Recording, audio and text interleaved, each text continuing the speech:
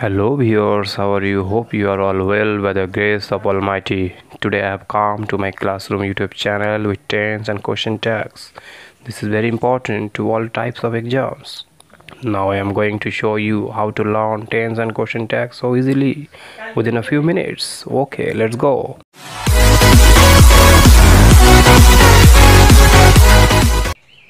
দেখো সকলেই জানে টেন্স অতি গুরুত্বপূর্ণ গ্রামারের একটি অংশ। টেন্স না জানলে ইংরেজির আসল যে মেরুদণ্ড সেটাই যেন ইংরেজির গ্রামার হিসেবে সোজা হয় না। আমাদেরকে টেন্স জানতেই হবে। তো প্রিয় ভিউয়ার্স, তোমরা ভিডিওটা প্রথম থেকে শেষ পর্যন্ত দেখবে অনায়াসে অল্প সময়ের মধ্যে টেন্স আয়ত্তে চলে আসবে। তো শুরু করছি। টেন্স কথার অর্থ হচ্ছে ক্রিয়ার কাল। অর্থাৎ তুমি বাজারে গিয়েছিলে, তুমি বাজারে যাও, তুমি বাজারে যাবে, এই যে বিভিন্নভাবে আমি অ্যাঙ্গেল থেকে বলছি, এটাই টেন্স। আমি স্কুলে যাই, আমি স্কুলে যাব, আমি স্কুলে গিয়েছিলাম, এই যে বিভিন্ন দৃষ্টিকোণ থেকে এই যে কাজটা আমি করছি কিন্তু বিভিন্ন সময়ের মধ্য দিয়ে চলছে, এটাই টেন্স। আশা করি বুঝতে পেরেছ। প্রিয় ভিউয়ার্স, এই টেন্সকে আমরা মোটামুটিভাবে 3 ভাগে ভাগ করতে পারি। লক্ষ্য করো, আমি কিন্তু কম্পেয়ার করে টেন্সটা শেখাচ্ছি আজকে, যাতে কিনা সহজে আয়ত্তে আসে। তো দেখো, প্রথমে প্রেজেন্ট টেন্স লেখা আছে, তারপর পাস্ট, তারপরে ফিউচার। Present, past, future. লক্ষ্য করবে এবারে প্রেজেন্টের আবার 4টে ভাগ: present indefinite, present continuous, present perfect, present perfect continuous tense. ঠিক তেমনিভাবে পাস্টেরও তাই, past indefinite, past continuous, past perfect, past perfect continuous tense. ঠিক একই রকমভাবে ফিউচারের বেলায় তাই, future indefinite, future continuous, future perfect এবং ফিউচার পারফেক্ট কন্টিনিউয়াস টেন্স। এই যে 12টা টোটাল, 4টে করে ধরলে টোটালে 12টা হয়।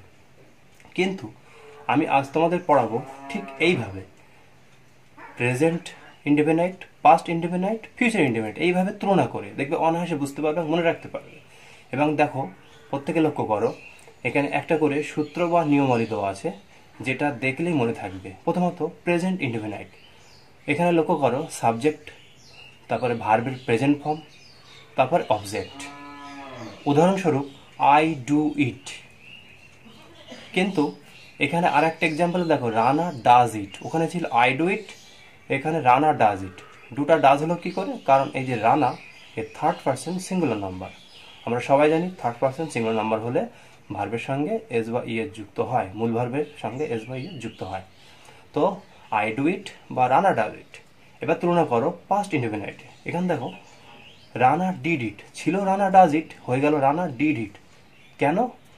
দুটা ডিড হলো, এই কারণে নিয়ম বলছে পাস্ট ইনডেফিনাইটে সাবজেক্ট প্লাস ভার্বের 2 নম্বর রূপ, অর্থাৎ ভার্বের পাস্ট ফর্ম এবং অবজেক্ট। তাই Rana did it, Rana does it, Rana did it. আবার ফিউচার ইনডেফিনাইট দেখো, Rana will do it. Rana will do it হলো কেন? নিয়ম বলছে সাবজেক্ট প্লাস শ্যাল বা উইল, মূল ভার্বের 1 নম্বর রূপ অর্থাৎ প্রেজেন্ট ফর্ম এবং অবজেক্ট। ঠিক তেমনিভাবে রানা উইল ডু ইট হলো, এই কারণে হলো, আমি আবার বলছি, Rana third person singular number, যার ফলস্বরূপ রানার পরে কিন্তু উইল বসেছে। কিন্তু যদি আমি আই লিখতাম তাহলে আই শ্যাল ডু ইট হতো, কারণ আই হচ্ছে ফার্স্ট পার্সন। আশা করি প্রেজেন্ট, পাস্ট এবং ফিউচারের ইনডেফিনাইট বা এই 3টে তোমরা ভালোভাবে বুঝতে পেরেছো। ঠিক তেমনিভাবে আমি তোমাদেরকে বোঝাবো এবারে প্রেজেন্ট কন্টিনিউয়াস, পাস্ট কন্টিনিউয়াস এবং ফিউচার কন্টিনিউয়াসকে তুলনামূলকভাবে। লক্ষ্য করো, আগে আমি নিয়মে চলে আসি। প্রেজেন্ট কন্টিনিউয়াস, প্রেজেন্ট কন্টিনিউয়াস দেখো সাবজেক্ট প্লাস অ্যাম ইজ আর কর্তা অনুযায়ী বসবে, মূল ভার্বের সঙ্গে আইএনজি সঙ্গে অবজেক্ট।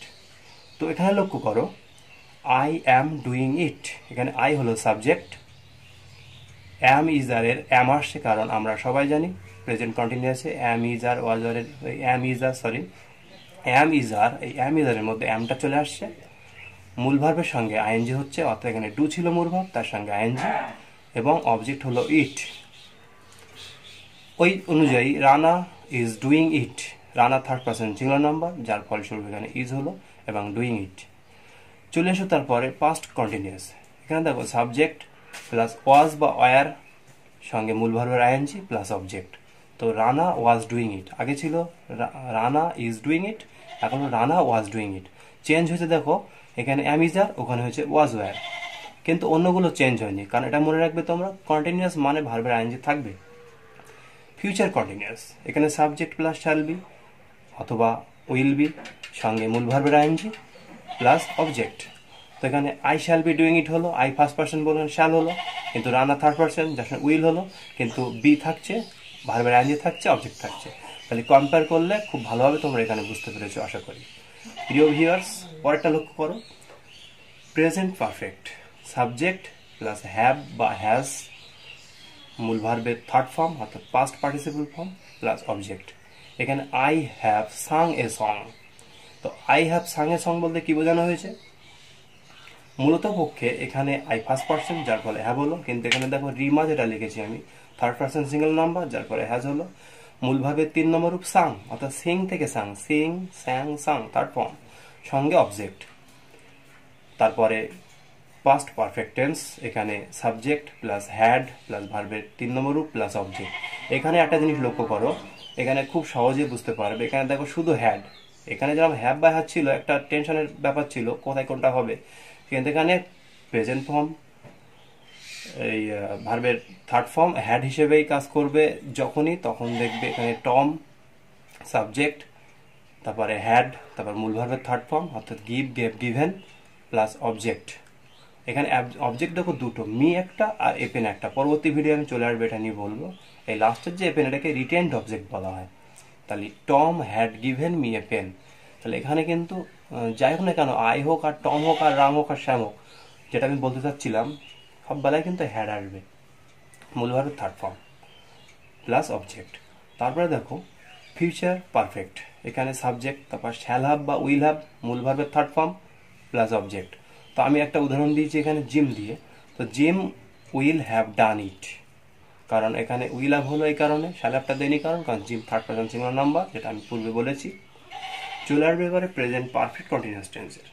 একই রকমভাবে নিয়মটা খুব ভালো করে ফলো করো, তোমরা বুঝতে পারবে ভালোভাবে টেন্সটি। সাবজেক্ট প্লাস হ্যাভ বিন বা হ্যাজ বিন, সেই এখানে একটা সাবজেক্টের কাজ করছে, তারপরে মূল ভার্বের আইএনজি, তারপরে অবজেক্ট। এখানে আমি উই হিসেবে ইউজ করছি সাবজেক্টটাকে। তো উই হ্যাভ বিন ডুইং ইট, এখানে হ্যাভ বিন হলো এই কারণে, কারণ উই এখানে ফার্স্ট পার্সন পেয়েছি। এখানে আবার শি বা হি হলে সেখানে হ্যাজ বিন হতো, মূল ভার্বের আইএনজি হয়ে অবজেক্ট হতো। পরবর্তীতে ফিরে আসবো আমরা পারফেক্ট কন্টিনিউয়াস। পারফেক্ট কন্টিনিউয়াসে লক্ষ্য করো, প্রেজেন্ট পারফেক্ট পাস্ট পারফেক্ট কন্টিনিউয়াসে এখানে subject plus had been plus ভার্বের আইএনজি প্লাস অবজেক্ট। তো দেবা had been drawing a picture, এখানে দেবার থার্ড পার্সন সিঙ্গল নাম্বার হোক বা আই ফার্স্ট পার্সন হোক, যাক না কেন, এক্ষেত্রেও সেই আগে যেরকম বলছিল এখানে হ্যাড থাকবে, তেমনি হবে এখানে হ্যাড বিন। এখানে হ্যাজ বিন বা হ্যাভ বিন কিছু আসবে না, কারণ পাস্ট পারফেক্ট কন্টিনিউয়াসে হ্যাড বিন বসে। তো দেবা had been drawing a picture. আমরা চলে যাবো একদম লাস্ট যে ফিউচারের শেষ অংশ। তো ফিউচার পারফেক্ট কন্টিনিউয়াস টেন্স, এখানে subject plus shall have been বা উইল হ্যাভ বিন, সঙ্গে ভার্বের আইএনজি এবং অবজেক্ট। তো the boy will have been doing it বা I will have been doing it, এটাও হতো। সুতরাং আমাদের ফলো করতে হবে এই নিয়মগুলো একটু মাথায় আনতে পারলে নিজেরাও আমরা সেন্টেন্স তৈরি করতে পারবো এবং অনায়াসে টেন্স শিখতে পারবো। তো আশা করি তোমরা টেন্সটা ভালোভাবে বুঝতে পেরেছো। আর হ্যাঁ প্রিয় ভিউয়ার্স, আমরা যে টেন্স শিখলাম, টেন্সের সাথে কোশ্চেন ট্যাগস একটা ওতপ্রোতভাবে জড়িত। যদি আমরা টেন্সটা ভালোভাবে শিখি, দেখবে তার সাথে কোশ্চেন ট্যাগস খুব কাজে লাগে। কিন্তু আমরা অনেকেই আছি কোশ্চেন ট্যাগটা জানি না।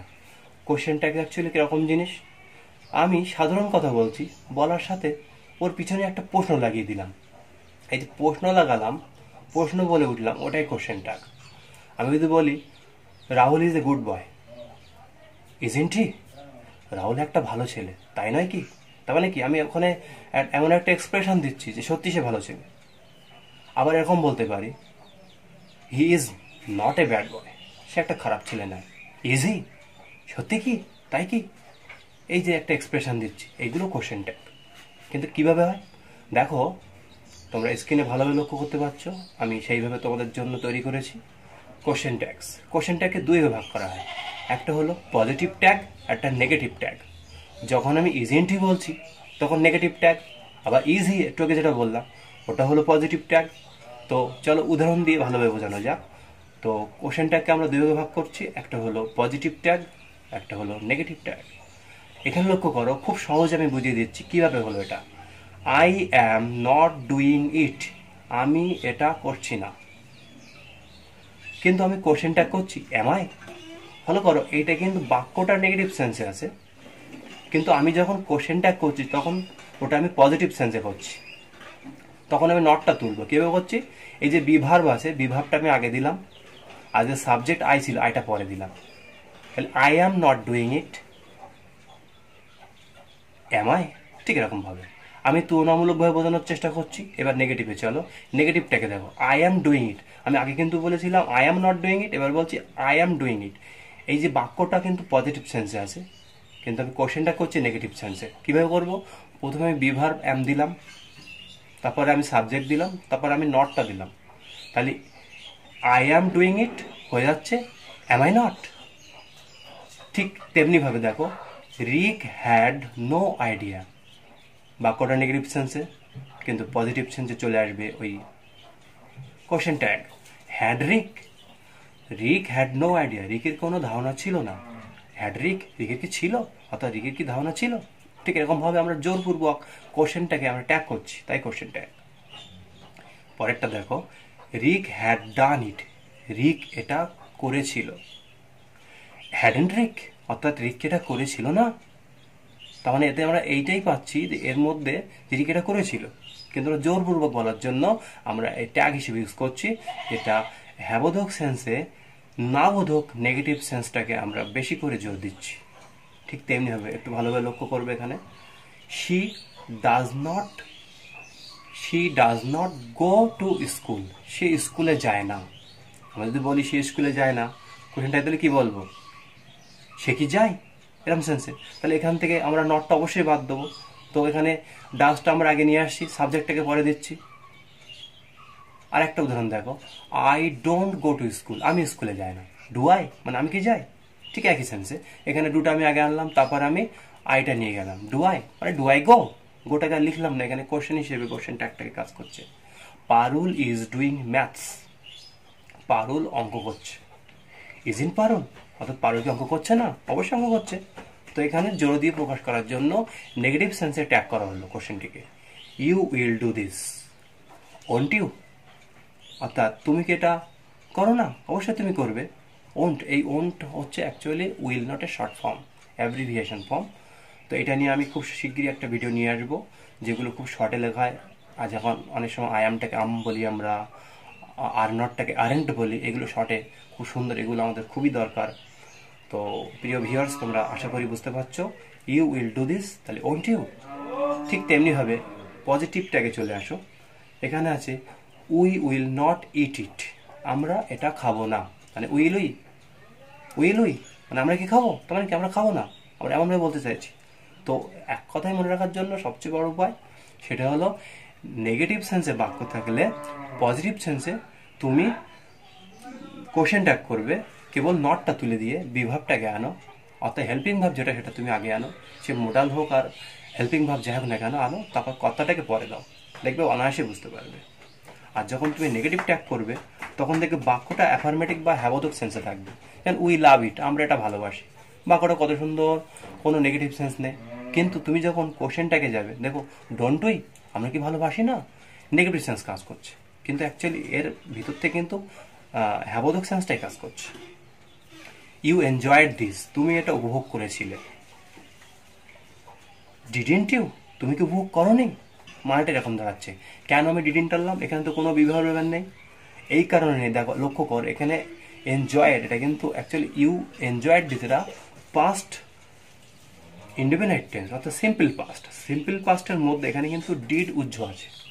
Actually did enjoy is equal to enjoyed, যার ফলে আমি ডিডটা আনলাম। আর আমি তো বলেছি যে নেগেটিভ সেন্সে হলে নট আনতে হবে, তারপর ইউ। তেমনিভাবে উই লাভ ইট, এখানেও কিন্তু একই কাজ করেছিল, উই লাভ ইট। কারণ এই লাভ মতলব হচ্ছে এখানে do love is equal to কিন্তু লাভ, তো ডুটা এখানে উজ্জ ছিল, তো ডু আনলাম। এবার নেগেটিভ সেন্সে করছি, ডোন্ট হলো। আর এদিকে দেখো, I have not helped you, আমি তোমাকে সাহায্য করিনি। এই যে বাক্যটা নেগেটিভ, কিন্তু আমি যখন পজিটিভ সেন্সে ট্যাগ করছি, তখন আমি বলেইছি তো যে নটটা হবে না, হ্যাপটা আসছে, আইটা পরে যাচ্ছে, হ্যাঁ ভাই, মানে আমি কি তোমাকে হেল্প করেছিলাম এই সেন্সে। তো যাই হোক, এই কোশ্চেনটা একটা খুব গুরুত্বপূর্ণ জিনিস, যেটা বিভিন্ন চাকরির পরীক্ষায়, এছাড়া স্কুল কলেজ বিভিন্ন জায়গায় বিভিন্ন পরীক্ষায় এটা লেগে থাকে। এবং ইংরেজি তো সবাই জানো গুরুত্বপূর্ণ একটা গ্রামার, এই গ্রামার অংশটা তার মধ্যে কোশ্চেনটাকে একটা অতি গুরুত্বপূর্ণ। তো আশা করি প্রিয় ভিউয়ার্স তোমরা সকলেই বুঝতে পেরেছো। পরবর্তী পার্ট 2 নিয়ে খুব শিগগিরই হাজির হচ্ছি। তোমরা যারা এখনো পর্যন্ত সাবস্ক্রাইব করোনি, তোমরা সবাই বেশি বেশি করে শেয়ার করো, এবং তোমাদের শেয়ার আর সাবস্ক্রিপশন, লাইক, কমেন্ট আমার পরবর্তী কাজের জন্য খুব উৎসাহ জাগে, এবং তোমাদের জন্য ভালো ভালো গ্রামারের ভিডিও নিয়ে আসবো। সকলকে এই আশ্বাস জানিয়ে ভিডিওটি শেষ করছি। সকলকে ধন্যবাদ।